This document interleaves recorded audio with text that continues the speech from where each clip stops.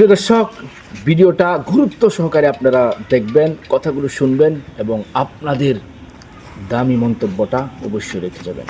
Petrol পাম্পের সামনে তেলের অভাবে হাহাকার হচ্ছে। আমার বাসার পাশে একটা পেট্রোল পাম্প আছে, আমি প্রতিদিন দেখি, প্রতি রাতে দেখি, দিন রাত 24 ঘন্টা শত শত মোটরসাইকেল ওখানে লাইন দিয়ে আছে।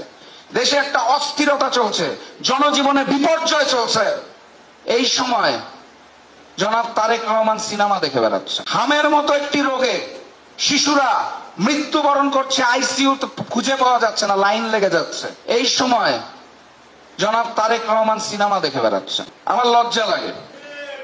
আমি প্রবাদে শুনতাম যে রোম যখন পুড়ছিল, নিরো তখন বাঁশি বাজাচ্ছিল।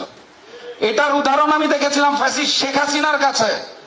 যখন আমাদের দেশের রাজপথ রক্তাক্ত হচ্ছিল জুলাই গণঅভ্যুত্থানে, উনি তখন বিটিভি ভবনের জন্য কাঁদছিল শেখ হাসিনা।